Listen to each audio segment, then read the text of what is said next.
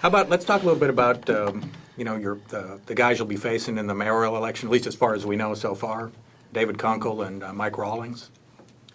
Do you think David Kunkle is a legitimate candidate, or just kind of bored with retirement and things like that?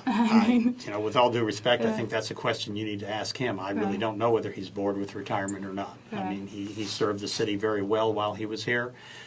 We made a lot of strides with the police department and our crime issues in the city.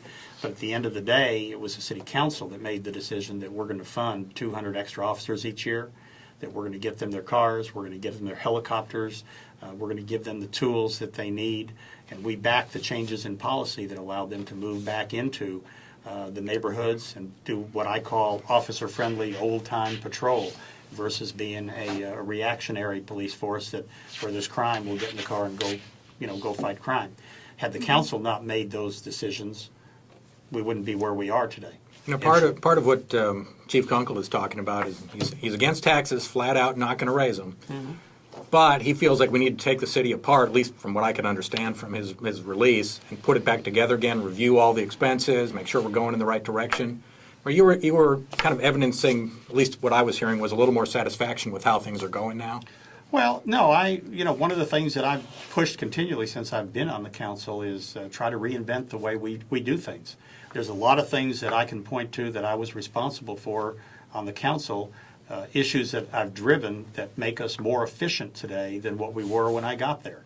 And so I'm not sure that you want to take an organization that's over $1 billion a year, operating budget plus everything else that you're doing, your capital budget and so forth, 13,000 employees, and just take it all apart and then try to figure out how to put all the pieces back together. That would be very disastrous, I think, to the organization. Any organization, with 13,000 employees is a seriously complex group of people. So not only is it a bad idea, we don't need to do it anyway. Well, no, there are things that we need to continue to fix. I mean, the city's not a perfect operation. I hope you didn't. I don't think you're going to get anybody arguing about that. Yeah, no, but there are things that we can do better, that we can do more efficiently, that we can provide higher level of services for the same amount of expenses. As the city continues to grow, we've got to be able to do that, or we've got to generate revenues in a different way. And if we can bring some more revenue to the table, then we've got some more money to spend. I think we have to layer what we're doing. Our first priorities are police protection, fire protection, picking up the garbage, providing good streets, providing all the amenities. I deal a lot with economic development, and when people come in here and we're selling in the city, we sell them all the aspects of low cost of land, available labor, good business environment to operate in, how all that can be successful. And then we tell them, that we play hard, that we work hard, but we also play hard here. And we've got the arts and the culture and the parks and the trails and all the things that people need, because you can't sell one without the other. We've just recently, we're nearing completion, so to speak, on the Arts District downtown. I remember when Annette Strauss, I've been involved with the city for a long time, and I remember where she laid that out. And it was like, artists strolling along the Seine in Paris, We're not quite there, but, we've got our version of it. We've got the Nasher. The other thing about it, a lot of the projects that we're doing in the city, and you mentioned some earlier, are public-private partnerships. The Performing Arts Center. The city, put in $18 million worth of land. The private sector put in over $350 million in their money, both individual money and corporate money, to fund the building of that center. And then guess what? They gave it back to the city of Dallas to own it. Okay, you don't see that in a lot of cities. So there's a lot of that going on. The deck park you mentioned earlier. There's, that's a great public-private partnership. If Jody Grant hadn't stepped up to start that initiative, we wouldn't have a deck park. And Uptown would continue to be separated from downtown. And that's a unique opportunity that we've got to knit those two areas together and make them seamless. You mentioned the Margaret Hunt Hill Bridge. I mean, had it not been for her money, we wouldn't be building that bridge. But the differential between building the normal bridge that the state would build versus what we wanted, we raised the money to get that done. Well, what about Mike Rawlings? It seems like he's focused his campaign on diversity and working to close the north-south gap, and something that's been a topic of a lot of discussion over the years. What are you doing to connect with voters in the south as well as up north, where you've been representing us. Well, I've been on the council for 6 years. I served the city in a variety of board and commission and volunteer positions for 25 years before that. I know people all over this city. I'm not sure that, if you're focusing in on what the Dallas Morning News articulates as the north-south gap, I'm not sure that that's really a good description of the situation we've got. The north part of the city can't grow anymore. I mean, it's built out. Yeah, we could stick a house here and we could stick a little office building there, but our real opportunity is in the southern sector. There's a lot of land, there's good infrastructure, there's roads, there's actually hills and trees in the southern sector, and there's some really great neighborhoods. The interesting thing is we get 2 or 3 times a week, we've got delegations from outside the country that we have attracted here. Just before I came over here, I had a group in from Beijing looking to invest in the city, and they will be spending their money in the southern sector because that's where we directed them. The interesting thing is they don't see any problem with the southern sector. They see an opportunity there. It's those of us that live here that maybe in our minds have created this north versus south, divide. So you don't think that's as big of a deal as the news is saying? Anyway? Well, no. I mean, there are problems that we have to fix. I'm not saying there's no problems, but I guess I view them more as an opportunity to do something. Today we announced a project that started over 2 years ago with Walmart to build some neighborhood markets, Walmart neighborhood markets, some Sam's and some Walmarts all over the city, 15 of them. And 4 of those are going specifically in announced sites in the southern sector that I remember we drove the Walmart people by them 2 years ago saying, here's a good, neat neighborhood, and they don't have a supermarket here. And there's no reason they shouldn't have one. Now, it's taken 2 years to get there, but Walmart has come back through. When talking about Mr. Rawlings, you don't sound a whole lot different than him in terms of what he's saying and what you're saying. And you're both pretty supportive of what Mayor Leppert's been doing. You've both been active with the city. I mean, if you're a voter out there, what's the difference in your opinion? Well, I'm going to let Mr. Rawlings speak for himself. I'll tell you, why they should vote for me. Right. I grew up here. For me, the city is very important. I'm doing this because I'm dedicated to moving the city forward. I don't have any other ulterior motive to doing it. You don't take on the responsibility of being the mayor of the city of Dallas, the 8th largest city in the United States, and take it very lightly.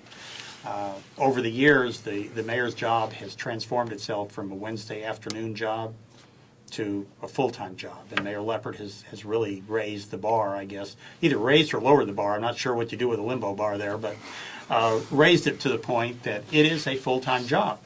And I think that somebody that takes on that responsibility has to be ready to take it on a full-time basis. It is not just the Wednesday afternoon meetings. It's the homeowner meetings. It's the breakfasts. It's meeting with business people. It's meeting with foreign investors. All that comes with it. And I'm at a position in my life where I don't have any other distractions. I'm ready to take it on full-time, and I think I'm the person to do it. Angela Hunt said, I don't know, a while back when she decided not to run for mayor, that she thought it might be better if somebody not currently on the council ended up being mayor just for the sake of working together. I mean, you're the only one on the council who's running. When you think that was directed at you, or what comments do you have about that? Oh, I don't know. You can make your own determination on that. I think it's important that somebody have the experience. I don't think I could have been as successful council member for the last 6 years had I not spent those years before that, the 25 years, getting to know how the city functions, building relationships with the city manager and the other city staff. Remember, the mayor is kind of like the chairman of the board of a board of directors, and the council members are kind of like the board members. We don't have day-to-day responsibility to go in and actually direct employees on what to do. So you've got to have a good relationship with the city manager and her staff because they're there to run the city on a day-to-day basis. I think the other is that being mayor is really a team sport. By yourself, we don't have a strong mayor system here like other cities do. So being mayor means you've got to be able to not only have your colleagues on the council on your team, you've got to be able to have staff on your team, and you've got to be able to have the citizens on your team. You can't go out there and do it without all those people being engaged and being part of the decision-making process. And how are you going to help us return to that more inclusive council? And it seems like you don't get along very well with Angela Hunt, and there are people on all kind of different ends of the spectrum. How do you sort of bring the council together to work together? I guess everybody has their opinion of whether the council's getting along or it's not getting along. my response would be there's 15 people on the council. There's 14 council members and a mayor. I mean, does it make a difference if the council's getting along? Well, let me finish, Rick. If you compare with what we're doing today to some, to 15, 20 years ago, we're in heaven today. But what I was going to say is you've got 15 different individuals on there. And we don't all march to the same drummer every single day on every single issue, and that's okay. It's good that we've got a diversity of opinion there and that we have different strengths and weaknesses. And so at the end of the day, you've got to work together with, a significant majority of the council to be able to get things done. But I would not feel very comfortable if all 15 of us voted exactly the same way on every single issue that came before the council. That would worry me. That did happen for a couple of years at the beginning of Mayor Leppert's term, as I recall. Well, I don't know about every vote. Just about every vote, I think. Well, that means that And again, I'm not saying that's good or bad. Well, I'm just, if that's the case, then that was at that particular point. I mean, we have issues that go on every Wednesday that are voted on unanimously. And then we have some that come down to 7-8 votes, which are, sometimes not the best situation to be in. And then we have a lot of them that are 5-10 and 13-2. And every vote is a different situation. My philosophy on it is you take your vote, if it's an issue that you feel strongly about, you try to sell it to your colleagues. And at the end of the day, if you've got enough of them that want to vote with you, it passes. And if it doesn't, that's okay too. You move on. You can't be on the city council and harbor, thoughts about which votes you won and which votes you thought you lost. Dwaine Caraway, I mean, it's hard to have a political discussion right now without him popping up.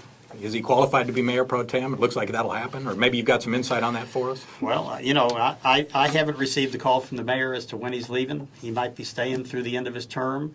If he does, then the question becomes purely speculative. A lot of people find themselves in positions that people have prejudged them, and when they get in that position, they operate a little bit differently. So he's qualified? Won't know till we get there. I mean, I don't have anything to measure it against. So, do you have any ambition for any other, maybe higher political positions along down the line beyond mayor? Not that I'm aware of. I didn't have the mayor's job on my radar screen when I got on the council. I had an opportunity to run for the council seat and been reelected, and I enjoy it. But I think timing is everything. Just like Mayor Leppert may leave to run for an opportunity that he sees out there.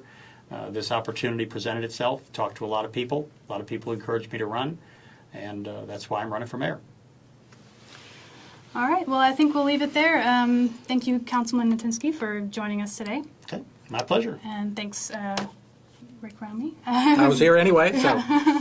And thanks for watching, and that concludes our Advocate video podcast. Thanks.